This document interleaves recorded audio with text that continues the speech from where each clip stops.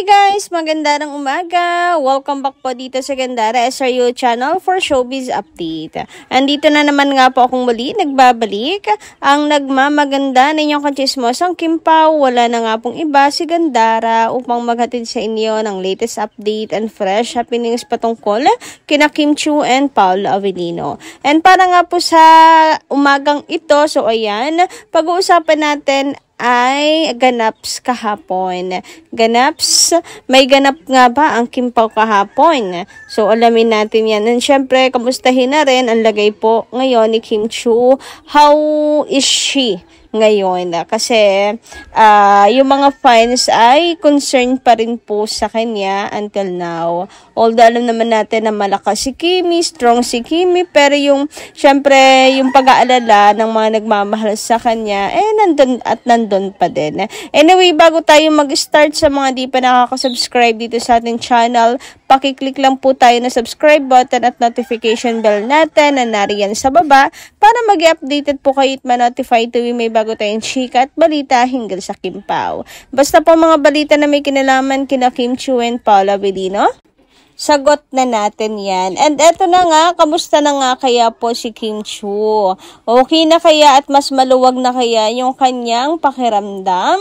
Kung hindi pa sila okay, paniguradong hindi pa rin maluwag ang pakiramdam ni Kim Chiu. Hindi naman talaga luluwag yan kapag kapamilya mo, 'di ba? So ayun, sana maging okay na lang po talaga yung problema para bumalik muli yung dating sigla, yung dating Kim Chiu na nakikita natin sa araw-araw, lagi nakangiti, mataas ang energy, yung genuine happiness niya na nakikita po sa kanyang mga mata na siya po ay tunay na masaya. Kung pagod lang po sa trabaho, ay walang problema, napakaganda pa rin ang kanyang ngiti, kumikinang pa rin ang kanyang mga mata, and kahit may problem pa yan sa love life niya, hindi rin natin kumbaga nakikita sa kanya na super affected siya. Ganyan siya ka-strong Pero iba ngayon talaga si Kim Chiu, kaya pag-pray natin. Anyway, kahapon, mukhang wala pong ganap sa ang Team The Alibay dahil rest day,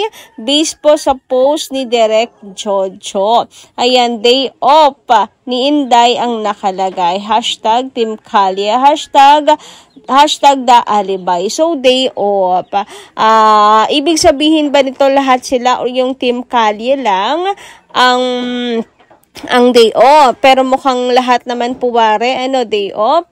And sana kasama dun si Kim Chiu.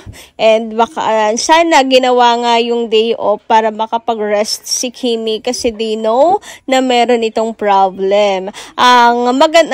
Sana meron pong malasakit kasi knowing in show business, wala silang pakialam sa personal problem mo. Be professional. Ganun lagi be professional. May problema ka, wag mo dalhin sa trabaho, lagi pong gano'n. Kaya minsan, sobrang nakakapagod, sobrang nakakaubos, nauubos ka pag show business talaga. Lahat naman, laging gano'n naman talaga kapag nagtatrabaho ka, labas yung personal. Pero kung may concern, sana po ay may concern sila, wag nilang gano'n, wag naman sana ganon sila kay Kim Chiu. I know, sana makisimpatya naman sila na may problema yung tao. And makakatulong talaga na mayroon pong day off para makapag-muni-muni, makapag-me time, makapag-isip-isip. And kasi kapag mas payapa yung utak mo, mas nare-resolbahan po ang problema. Anyway, sabi naman dito ni Taatad, magandarang umaga. Miss Gandara, ano kaya ang problem ni Kimi at Ate Lakam? Bali-balita, nag-unfollow si Chinita sa Ate Lakam, pero si Paolo naka-follow. Sana kung may problema, alam ko kaya yan ni Kimi ayusin, lalo na sa family niya. Alam naman natin kung gaano natin kamahal family niya. Ganyan lang siguro, hindi maiwasan. Minsan, may misunderstanding sa magkakapatid. Sana maayos agad kasi worry kami ng mga fans nila. I'm sure si Pao nag-aalala din. God bless to you, Kim Pao and Kakim Pao. We love you, Kimi, and your family. So, ayan, about sa tanong nyo na ano yung problem ng dalawa, wag na nating ungkatin. Sa halip na alamin pa natin yung buong pangyayari, buong pinanggagalingan, yung buong storya, pray na lang po natin na magkaayos. Tama kayo, talagang hindi po may iwasan sa family na magkaroon po ng misunderstanding. Pero yes, naniniwala ako na mas magiging matimbang yung pagmamahal nila sa isa't isa. Knowing naman po sa Ate Lakama, sa pagkakalam naman po natin sa kanya, kung ano lang yung best para sa kapatid niya, yung gusto niya. Kita rin naman po natin kung paano niya alagaan si Kimi, kung na nandyan siya always sa tabi ni Kim Chu. Di ba parang sacrifice na rin yung ginagawa niya for Kimi, na nakakalimutan na rin niya yung sarili niya. So, knowing them both and si Kimi mapagmahal na kapatid, maayos nila po yan. Mangingibabaw ang pagmamahal nila sa isa't isa at pagpapahalaga sa pamilya. Anyway, sabi naman dito ni Madam Nenita, Ma'am Gandara, dapat panatag tayo. Hindi tayo padadala sa anumang mga post ng mga bashers para sisirain ang Kim Pao. Ang mga anay sa Kim Pao dapat buhusan ng ano ba naman yan? Grabe naman ng gigil yan, Madam Nenita. Anyway, skip na natin yan. Dito naman tayo sa hindi mag-aaksaya ng milyon si Pao para sa bike para kay Kimi. Yung singsing na isinuot ni Paulo nag-propose kay Kim sa Secretary Kim. Yan din suot ni Kim pagpunta niya sa SEDA para tumanggap ng award. Nasa middle finger niya sinuot. Sa Chinese tradition, kung engaged na ang babae, dapat ang ring ay isusuot sa middle finger. So, hindi mangyayaring iiwan. So, winner na ang Kim Pao Lanja. Sila na talaga.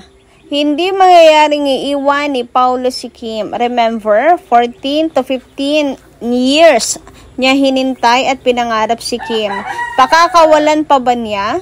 Kim is the light and the goal kay Paulo. Panatag na panatag tayo, mama. Samantala, let's move on sa komento ni Madam Norma Dayag. Sabi niya rito, my next project na naman sila.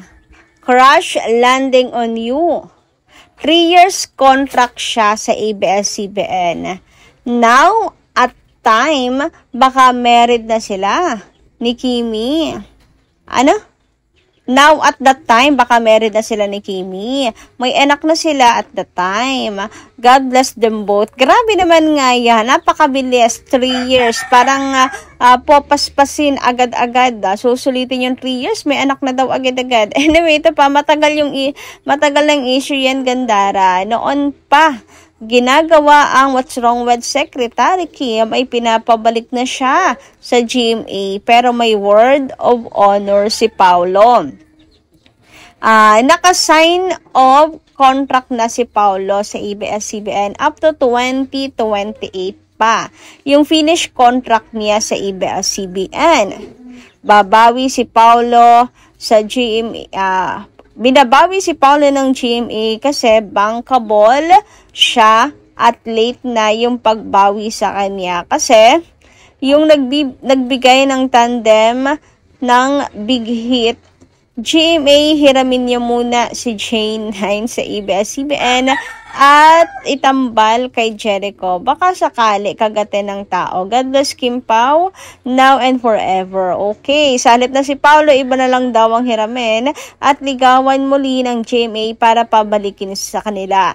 Knowing si Paulo po ay nagmulayaan sa starstruck ng GMA network. Pero sayang lang kasi, mas napasikat kasi po ng ABS si Paolo Avellino, and doon na talaga nahasa yung acting skills si Paolo Avellino and etc. So anyway, ayun nga, dati na lagi po yan na sinasabi, lagi na lang, halos taon-taon na lamang may ganyan pong balitang pinapabalik na si Paolo. Pero nakita nyo naman na nananatili si Paolo na loyal po sa ABS-CBN at kapipirma lang po muli ng kontrata. Ganun talaga, bankable na po kasi ngayon si Paolo Avellino, kaya hindi rin naman po nakapagtataka kung sakaling totoo yun na pag-aagawan siya. Anyway, hanggang dito lang muna aking update. Maraming salamat guys sa inyong pakikinig.